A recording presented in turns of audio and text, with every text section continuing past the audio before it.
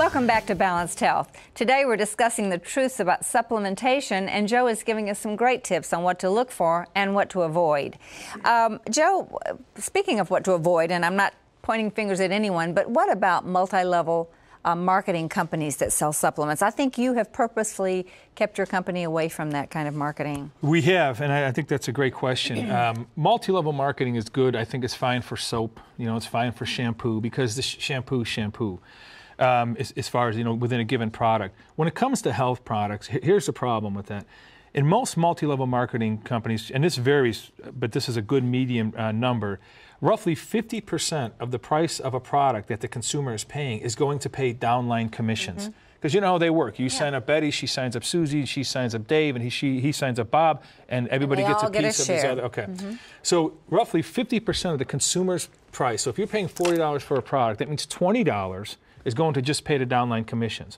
Now, within that other $20, you have the company's overhead, all their infrastructure, rent, all that kind of stuff. Of course, they're entitled to a profit, and you have cost of goods. Cost of goods. Now, so what does that leave for cost of goods? Well, typically in a multi-level marketing company, what you're going to see is if a product retails for $40, $4 or 10% is really all they have for cost of goods, because their overhead and everything is going to be about 30%. That's a typical average. 10% for cost of goods is 40%. 50% for the downline commissions is 90%, and 10% for a net profit for the company. So you see that you have very little in the container. So could we say a good rule of thumb is, and I know a couple of companies, and they're good, respectable companies, but would a good rule of thumb be, look at the potency of their product. Look at how much of something's in there and have it compare it to something that, for instance, like Kylie products that are not multi-level, and just kind of see how watered down they are? I mean, is that a good way to That is a good way, Shirley. We love when people take their labels and compare it with this label, and that's not, you know, I'm not meaning to be bragging here. We're just saying that because we know what we put into this. And usually if somebody has, say, a fruit product or a vegetable product, and they tout it as all these things, their label won't even compare to just the fruit or vegetable section of our product, not to mention the other 8 panels of nutrients that we have. So be careful about that, and be careful about stories. You know, this plant or whatever is found in some far remote island, and this tribe takes it, and they all live to be 100. When you have a big story behind the whole thing like that, look, God created everything, okay? So there is no secret plant sitting anywhere in the world that's going to that's the panacea for health. It just isn't. Well, that leads me to my next question. They can really claim anything they want. What are the regulations for supplements as opposed to regulations for food, for instance? You know, it's ironic, Shirley. It's so inconsistent. Now, certainly the regulatory on supplements, as far as how it gets in the jar and what it goes through, is not regulated the way it should be. Certainly not regulated the same way food is, and that's kind of scary. That's why the company that you deal with is everything. You know, the people that you deal with when you're buying it, because you're putting this in your body.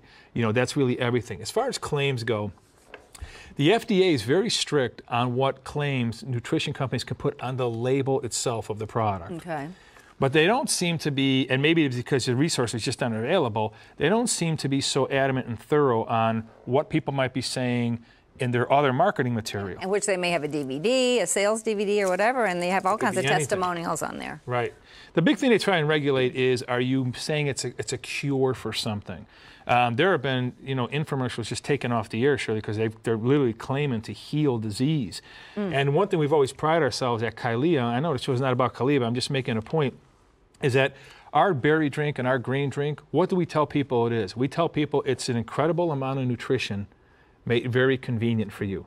Okay, we'll tell you what nutrition will do for your body. Yes. And it doesn't have to be from this product. It can be from, you know, eating great organic foods. It can be from, you know, counting your calories and your carbohydrates, and, you know, learning what food works best in your body. You can get plenty of nutrition that way. We're the first ones to say it. But for 90% of Americans who don't have the time, we've put that all those things that we talk about that you need to do, we put into a scoop. And that's really what this product is. The miracle is God's creation. And I like what you say, because you say this is not the only good product out there. There are a lot of good supplements. There are high-quality supplements. The thing that I so love about it, though, is it's all in one product, and it's reasonable. And what is a reasonable budget? I mean, you know, young families, I mean, you know, when you become an empty nester, you have more money to spend on organic foods and supplements Sure. and things like that. But I remember as a young family, I mean, I was doing good to buy groceries, you know. What should be a reasonable budget for buying supplements? That's a really good question. I mean, as far as like this product here goes, I use this as a meal replacement. So if I spend a couple bucks a day on this as a meal replacement, that's less money than a cup of coffee or a bag of chips and a candy bar. I think you know where I'm going with that. Yeah. So if you're using it as food, that's one whole budget. But as a supplement, Shirley, I think people should be able to eat food, you know, nutritious food, and especially if you don't have health issues, should have to supplement very little or use something like this as food. Oddly enough, one of the reasons I use it for breakfast too. you know, Kylie, as a nutrition company, used to have 40 some odd products, and we only have a handful of products now. We have the base for everybody, the basic thing like this product here, and then we have some of the other things we talk about targeted towards your age and gender. So I'm not really big on taking handfuls of supplements. Well, for more information on that, of course, you can go to the Kylia.com website and find out more. But we're out of time, I'm sorry to say, but you can learn more about supplements by visiting TLN.com and then clicking on shows and then going to Balanced Health. And also be sure to call right now and order a copy of today's show. A lot of great information.